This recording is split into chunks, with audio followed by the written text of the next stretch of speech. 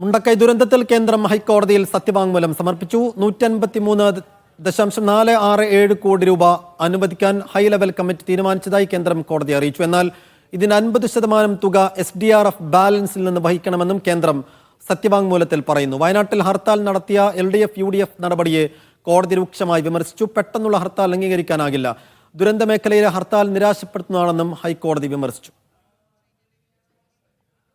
Ahmed Mojtaba വിശദാംശങ്ങൾ നൽകും. Mojtaba, കഴിഞ്ഞ കുറി ഹൈക്കോടതിയിൽ സിറ്റിംഗ് ഉണ്ടായിരുന്നപ്പോൾ ഹൈലെവൽ കമ്മിറ്റി കാര്യത്തിൽ ഒരു തീരുമാനമെടുത്തിട്ടില്ല എന്നുള്ള ന്യായീകരണമായിരുന്നു കേന്ദ്രം എടുത്തത്. ഇപ്പോൾ ഹൈലെവൽ കമ്മിറ്റി തീരുമാനം എടുത്തതായി കേന്ദ്രം കോടതിയെ അറിയിക്കുകയാണ്. പക്ഷെ തുകയുടെ കാര്യത്തിലൊക്കെ കാര്യമായ പ്രശ്നങ്ങളുണ്ട്. എന്താണ് കോടതിയിൽ ഉണ്ടായത്, ബോധിപ്പിച്ചത്? ഇന്ന് വയനാട് മുണ്ടക്കൈ ദുരന്തവുമായി ബന്ധപ്പെട്ട് പ്രത്യേക ഡിവിഷൻ ബെഞ്ചിന്റെ സിറ്റിംഗ് ഉണ്ടായിരുന്നു. അതിലാണ് കേന്ദ്രം ഇങ്ങനെ ഒരു സത്യവാങ്മൂലം സമർപ്പിച്ചതായി ഹൈക്കോടതിയെ അറിയിച്ചത്. പക്ഷേ ഇത് സംബന്ധിച്ച് സംസ്ഥാന സർക്കാർ ഇക്കാര്യത്തിൽ വ്യക്തമായ ഇത് കയ്യിൽ കിട്ടിയതിന് ശേഷം പഠിച്ചതിന് ശേഷം അത് സംബന്ധിച്ച് കൃത്യമായ വിവരങ്ങൾ നൽകാമെന്ന് കോടതിയിൽ അറിയിച്ചിട്ടുണ്ട്. കേന്ദ്രം അറിയിച്ചൊരു കാര്യം, കഴിഞ്ഞ 16-ാം തീയതി ചേർന്ന യോഗത്തിൽ ഈ ഹൈലെവൽ കമ്മിറ്റിയുടെ ഒരു യോഗം ചേർന്നിരുന്നു. ആ യോഗത്തിൽ എടുത്ത 3 കാര്യങ്ങളാണ് കോടതിയെ അറിയിച്ചത്. ഒന്ന്, 153 കോടി രൂപ 153.46 കോടി രൂപ കൃത്യമായി അനുവദിച്ചിട്ടുണ്ട്. അത് അനുവദിക്കാൻ തീരുമാനമായിട്ടുണ്ട്, അപ്രൂവൽ നൽകിയിട്ടുണ്ട്.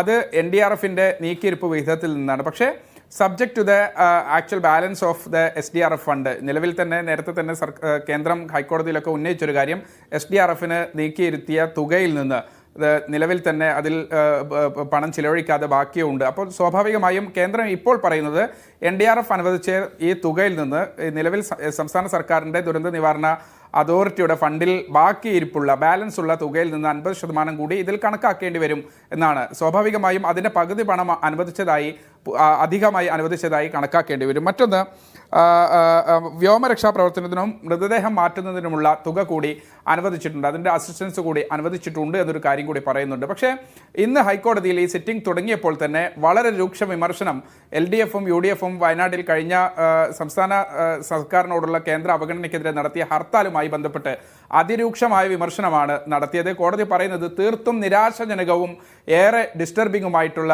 ഒരു കാര്യമാണ്. കാര്യം നിരവധിയായ മാർഗനിർദ്ദേശങ്ങൾ ഹർത്താലുമായി ബന്ധപ്പെട്ട്, പ്രത്യേകിച്ച് ഈ ഫ്ലാഷ് ഹർത്താൽ നടത്തുന്നതുമായി ബന്ധപ്പെട്ട് കോടതിയുടെ മാർഗനിർദ്ദേശങ്ങൾ നിലനിൽക്കെ എങ്ങനെയാണ് പെട്ടെന്നൊരു ഹർത്താൽ പ്രഖ്യാപിച്ച് അതുമായി മുന്നോട്ട് പോവുക? കോടതിയുടെ നിർദ്ദേശങ്ങളെ ലംഘിക്കുന്നതാണ്. മാത്രമല്ല, ജനങ്ങൾ ദുരന്തമുഖത്ത് നിൽക്കുന്ന ആളുകളെ വീണ്ടും ഇങ്ങനെ ഹർത്താൽ നടത്തി ബുദ്ധിമുട്ടിക്കുന്നത് ഏറെ ഗൗരവതരമാണ്. അതിരൂക്ഷമായ ഭാഷയിലാണ് ഹർത്താൽ നടത്തിയതുമായി ബന്ധപ്പെട്ട് പ്രത്യേകിച്ച് ഭരണത്തിലിരിക്കുന്ന LDFും അതോടൊപ്പം തന്നെ പ്രതിപക്ഷത്തിരിക്കുന്ന UDFും ഒരേപോലെ കൈകോർത്തുകൊണ്ടാണ് അവർ ഈ വിഷയത്തിൽ ഒന്നായിക്കൊണ്ടാണ് ഹർത്താൽ സംഘടിപ്പിച്ചത്. എന്തായാലും ഇക്കാര്യം ബന്ധപ്പെട്ട ആളുകളെ പ്രത്യേകിച്ച് സർക്കാരിന് ഉൾപ്പെടെ അറിയിക്കണമെന്ന് കൃത്യമായി തന്നെ കർശന നിർദ്ദേശങ്ങളോടെ കോടതി അറിയിച്ചുകൊണ്ട് ഇക്കാര്യം എന്തായാലും സർക്കാരിനെ അറിയിച്ച് കൃത്യമായ വിശദീകരണം നൽകാമെന്ന് സംസ്ഥാന സർക്കാരും കോടതിയിൽ വ്യക്തമാക്കിയിട്ടുണ്ട്. എന്തായാലും കേന്ദ്ര അവഗണനയ്ക്കെതിരെ നടത്തിയ ഹർത്താലിൽ അതിരൂക്ഷ വിമർശനം ഇന്ന് ഡിവിഷൻ ബെഞ്ച് ഉന്നയിക്കുകയും ഒപ്പം തന്നെ കേന്ദ്രം ഇക്കാര്യത്തിൽ ഈ വിഷയത്തിലല്ല, നേരത്തെ കേന്ദ്ര സഹായം നൽകുന്നതുമായി ബന്ധപ്പെട്ട് 153 കോടി രൂപ അധികമായി അനുവദിച്ച കാര്യവും കോടതിയിൽ വ്യക്തമാക്കിയിട്ടുണ്ട്. സൈഫുദ്ദീൻ.